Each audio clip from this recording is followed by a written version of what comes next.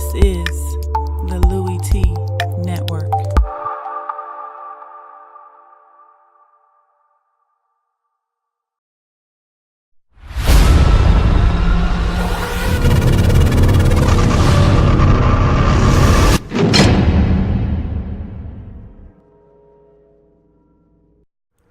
Who else could it be but me, your man, Louie T? Welcome to lockdown coverage week number 4 in the National Football League.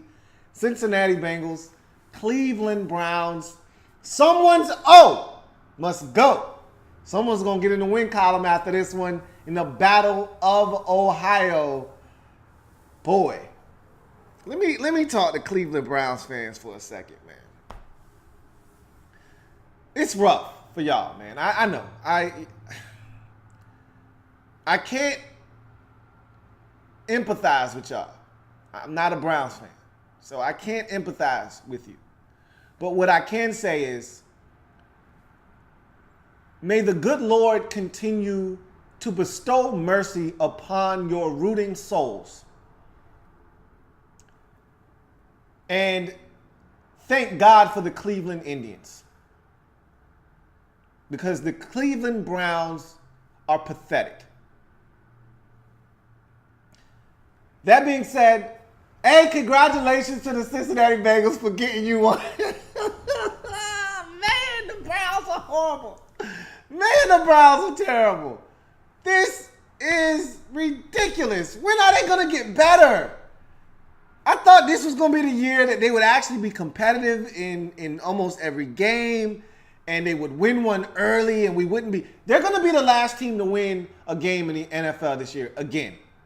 Again. The 49ers are going to win before the Browns. I don't know when the 49ers are going to win. But I feel like they're going to get one before the Browns do. They've been so close, have the 49ers. This Browns team hasn't really been close. They were close in week 1, but no one ever thought they were going to beat the Steelers in that game. They were close last week versus Indy, but no one thought they were going to. They were down 31-7 at one point in that game. They weren't going to win that game.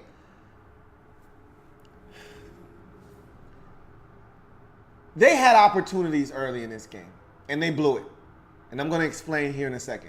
We're going to talk about the Cincinnati Bengals because they didn't blow it. As a matter of fact, they blew out the Cleveland Browns, and we're going to talk about that. Because they got their first win of the season. It may be too late for them. You know, you start 0-3, you dig yourself a really deep hole. It may be too late for them. But it's not too late. It's never too late. It's too early in the season to say it's too late. But they've made their road to wherever they're going a lot harder. Unless it's down. And they made that a lot easier. But we're going to see. We're going to talk about that here in a second. But first, thank you for joining me here on this program. If you haven't already done so, what are you waiting on? Subscribe to the Louie T Network for more great content in 2017 and beyond. We're changing the game. Want you to help us do that by simply hitting the subscribe button and becoming a member of the Louie T Network. I'm on several different social media platforms. They're all in the description down below, so click on that and follow me on Instagram, follow me on Twitter, like the Facebook page, so forth and so forth. If you want to donate to the Louie T Network, that is how you do it, through PayPal. That is the link. The link is also in the discussion down below as well, or excuse me, the description down below as well. So go ahead and click on that link. It'll take you right where you need to go. I accept any and all donations, no matter how big or small. I appreciate them all as we try to help this channel grow and take off to new heights and change the game here on YouTube. That being said, let's get into this breakdown. We start with the Cincinnati Bengals, who were victorious 31-7 for their first victory of the season. I'm not a huge fan of Bill Lazor, but he is running this offense the way that it was meant to be ran. I talked about how I could not understand, I could not fathom how you couldn't get your playmakers the football, how you couldn't get different guys who are very talented the football in this offense. And he's doing the exact thing that I said they should have done under Ken Zampese 3 weeks ago. Screens, quick passes out of the hand of Andy Dalton. Andy Dalton started this game 19 of 20. Okay, 19 of 20. He finished the game like 21 of 26 or something like that. He only had like 4 or 5 incompletions. He dominated this game, threw for 260 plus yards, 4 touchdowns, no INTs. He was outstanding in this game. And you know why? They got him into a rhythm early. Now, there were some mistakes early, but they got him into a rhythm early. Ball out of his hands early. A lot of screens. I called for this 3 weeks ago. Ken Zampese could have fixed this and saved his job 3 weeks ago. All Bill Lazor said is, I got a lot of talented football players. How about I minimize the distance between them and the quarterback when they get the football? Light bulb. How about we throw screens? How about we get guys the football as quickly as possible? Our offensive line stinks, as we saw early in this ball game when Emmanuel Ogbah beat the right tackle Jake Fisher around the edge and slapped the ball out of Andy Dalton's hand and forcing a turnover on their first possession. This offensive line stinks. So why would I allow my quarterback to take 5 and 7 step drops, putting him in harm's way, trying to run long developing routes when we have playmakers that if we just get them the football out in space, which our offensive line is really adept at because they're athletic, they can run, they can get out in front, create some space, we might actually be able to do something.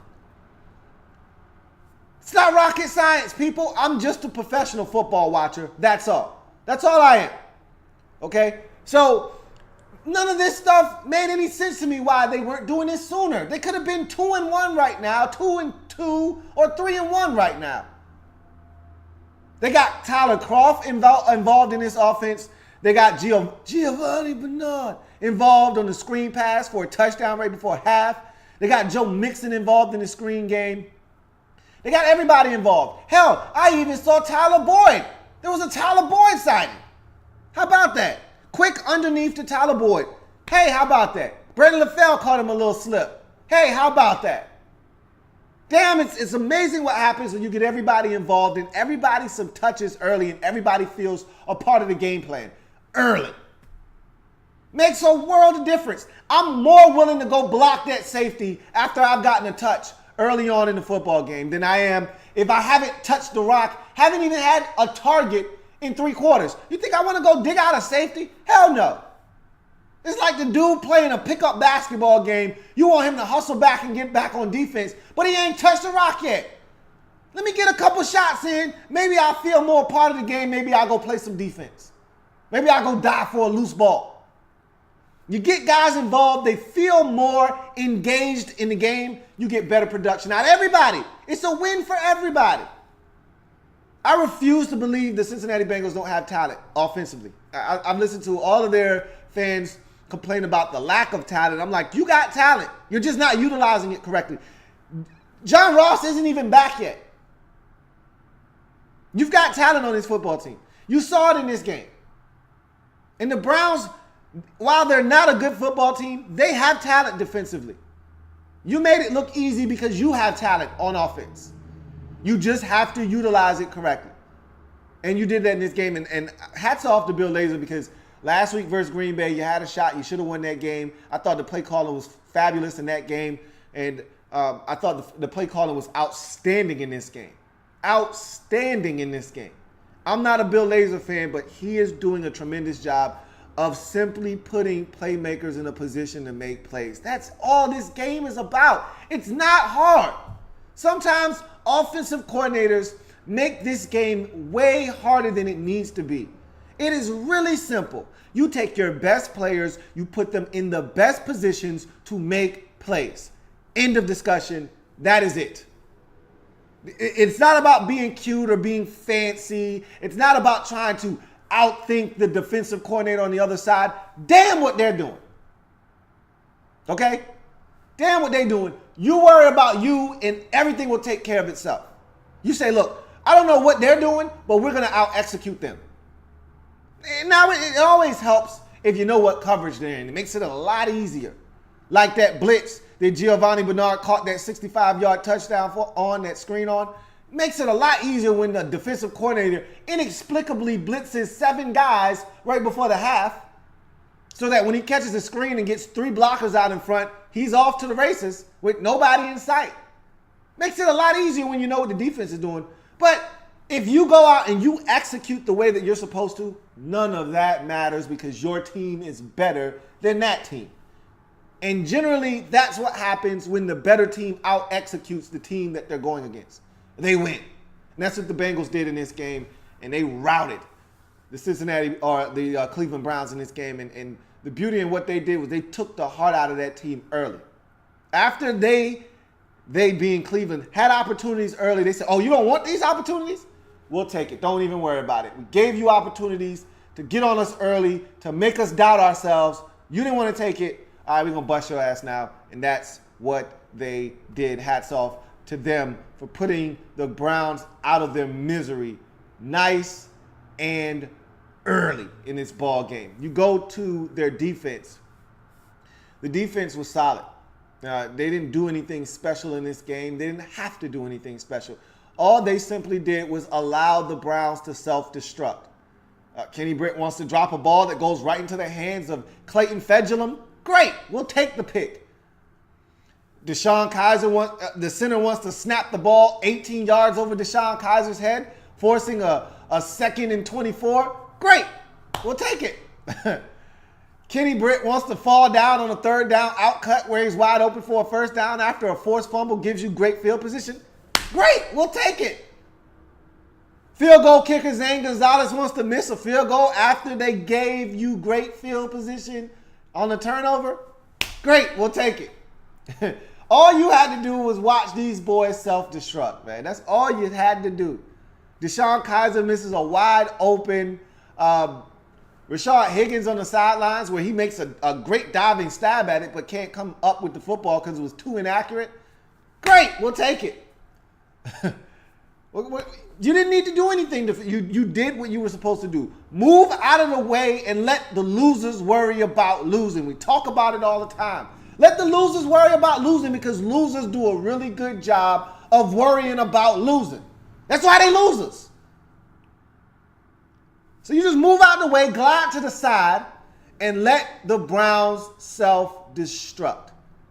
And they did that beautifully, as only the Browns can in this football game. And so defensively, you didn't have to do much. Just move the hell out of the way and let the Browns be the Browns.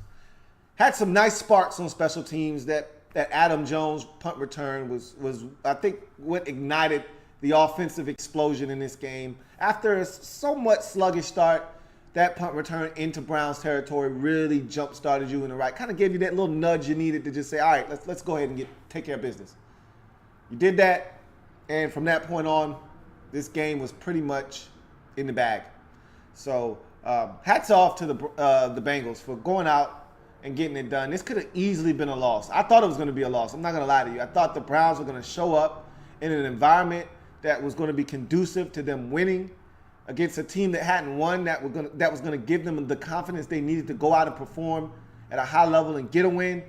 And instead, it had an adverse effect. They went out and threw up all over themselves. That's only the Browns can. Well, let's get to the Browns quickly. I don't want to spend too much time on them because they make me sick to my stomach. This is how you start a game off when you want to lose 31-7. This is exactly how you start a game off when you're the Browns and you're probably not going to win for the next 6 to 7 weeks and you're going to be the last winless team in the league and you want to lose 31-7 at home. This is how you start it off. You get the football, you pick up a gain of 3 and a gain of 4 on your first 2 plays, sets you up in a nice 3rd and manageable, 3rd and 3, perfect false start, 3rd and 8. On the next play, you throw an outcut to Kenny Britt, who falls down. Wasn't the best pass, but was open and might have been able to catch it. And now you got punt. Good job, guys. Way to go get him. You punt the football, your defense says, hey, we're going to give you a gift. On a second play from scrimmage for the Bengals, Emmanuel Agba beats Jake Fisher, forces a fumble, and recovers a fumble. Hell of a play by your second-year man out of Oak State. Perfect. You got the football at the Bengals 30-yard line. This is excellent. Let's go get some points. Hell, touchdown would be great, but hey, we'll take a field goal. Anything helps. When you're 0-3, anything helps, right? Right. So, get the football And for some inexplicable reason, Duke Johnson doesn't touch the ball. Your best offensive player all year, not on the field. Why? I don't know. Ask Hubert. Ask Hubert. I don't know. Go ask Hubert. But in any event, we run it for 5 yards with Crowell. Cool. The next play, you go backwards with Crowell for 5 yards. Damn! Now it's 3rd and 10. What do? I don't know. Duke Johnson's still not on the field. I don't know. I don't know what's going on. Don't ask me. I don't care. But now you got to settle for a field goal. Damn it. But okay, fine. Let's go get points. Zane Gonzalez misses. Damn! Really? Okay. Now you got to go play some defense. And the defense plays defense. They give up 1 first down. They force another punt. You get the football. Deep in your own territory, granted. But hey, you got the football back on offense. At worst, let's try to flip field position here. Finally, they put your best offensive football player on the field, Duke Johnson. What does he do? Helps you pick up a first down in 3 plays. Great. That's what Duke Johnson does. So now, what do? You snap the football over your quarterback's head, and now it's 2nd and 24. Great. Don't have a play for that in the playbook. You got a punt now, in which your punt coverage decides they're going to give up a 40-yard punt return to Adam Jones, which sets up the first scoring drive of the day for the Cincinnati Bengals. Okay, fine. You give up a touchdown. Let's go get some points back. Okay, you're at home. They're reeling still. Even though they scored a touchdown, they still have doubt in their minds. Let's go score. So what do? You move the football. Kenny Britt actually catches the damn football and makes a play. Hey, how about that? Then you throw it to Kenny again on a 3rd down. Hits him right in the damn hands. Goes right through his hands in the red zone. Right to Clayton Fedulum. One problem. Clayton Fedulum plays for the damn Cincinnati Bengals, not the Cleveland Browns.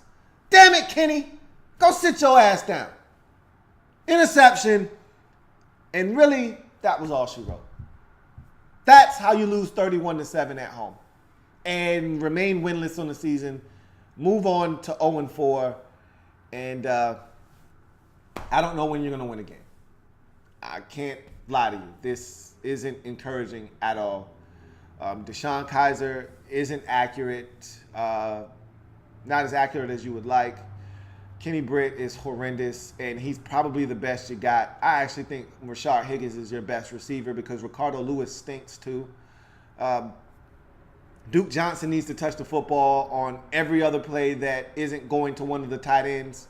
Except Valve had a drop on a nice throw by Kaiser on a 2nd down that would have helped you on a potential scoring possession. But if it's not going to one of the tight ends, if it's not going to Rashard Higgins, or it's not a handoff to Isaiah Crowell, then Duke Johnson should be the one touching the football. But again, I'm not calling the plays here. I'm just a professional football watcher. What do I know? And I mean, what sense does it make to have Jabril Peppers covering A.J. Green in the slot on a 3rd down? Why? Again, explain that to me. He can cover A.J. Green in the slot? Nope, touchdown. Okay, I didn't know. Slot blitz. Okay, fine, that's cool, whatever. Why are we blitzing 7 guys again right before the half when you should be trying to make sure you don't give up any points or at least make them kick a field goal? Why are we doing that again? Oh, 65-yard touchdowns for a screen for a touchdown?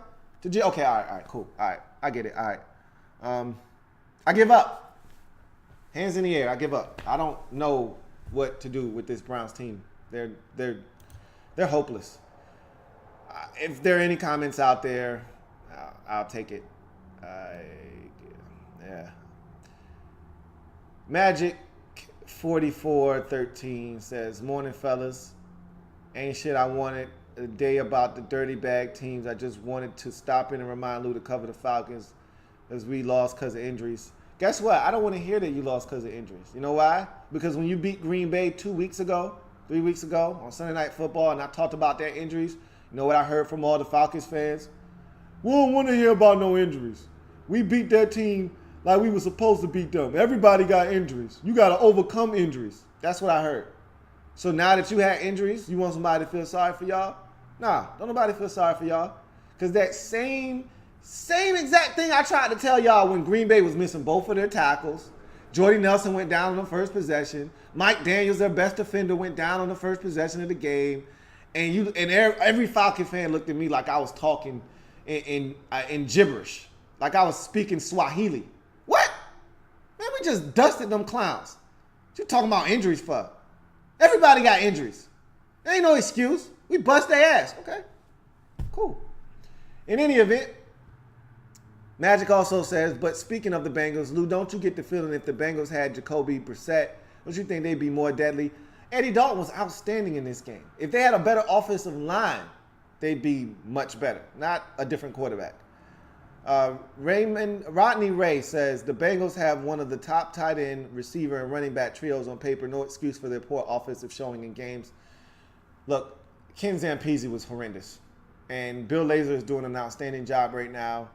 And you see the vast difference between when Zampese was calling the plays in the first 2 weeks and Lazor calling the plays in the last 2 games. It's not even close. It's light years difference. And so if they would have made this move sooner, this team would not be 1-3 right now. I can assure you of that. Magic 4413 says, by the way, I don't think Deshaun Kaiser is really not a bad young quarterback. I think Cleveland is just not a good destination for young QBs. They made a mess of guys' careers historically. Absolutely. That's part of the reason why I didn't want him starting as a rookie. He's going to lose confidence, and he's going to become a shell of himself.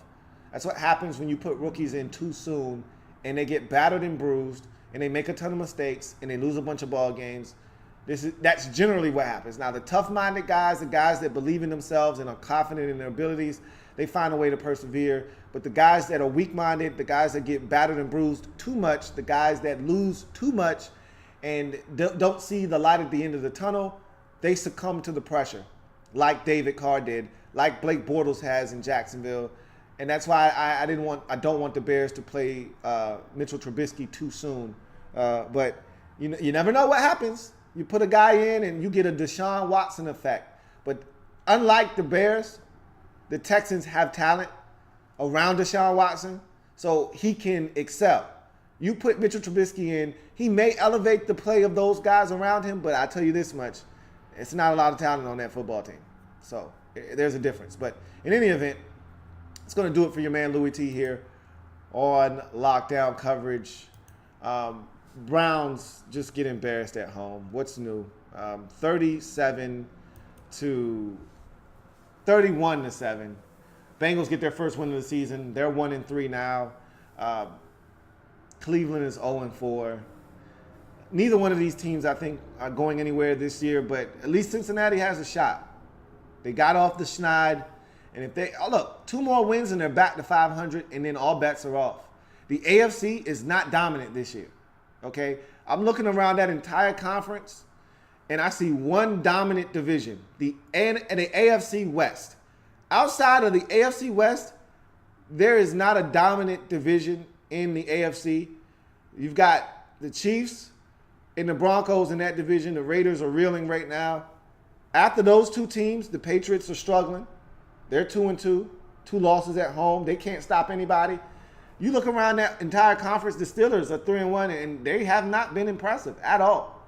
You look around, why can't the Bengals get back to 500 and then try to make a run? I'm not saying. I'm just saying. It's not out of the realm of possibility. But the first thing you have to do, the first order of business is get back to 500. Nothing can be attained if you don't get back to 500. And the teams that usually dig themselves an early hole find it tough to get back to 500. And then once you do, you find it tough to have the energy to then push forward after getting back to 500. But I remember the Chiefs 2 years ago, 1-5 to start the season, won 10 straight games. So it can be done. This is step 1, getting your first win. They did that for the Browns. Good luck. Rest of the season, you're going to need it. Just to get a win, you're going to need it. Then they're going to beat somebody, but this is not a good football team right now at all. If it happens in the National Football League, whether big or small, we cover it all here on the Louie T Network. Come back and join me as I continue to break down anything and everything at the National Football League. I got a lot more lockdown coverage coming your way, including Up next, Jets and Jags in overtime. Who knew the Jets after 4 weeks would be 2-2? Who knew after 4 weeks the Jags would be 2-2? Interesting. I'll see you later. Have a good one.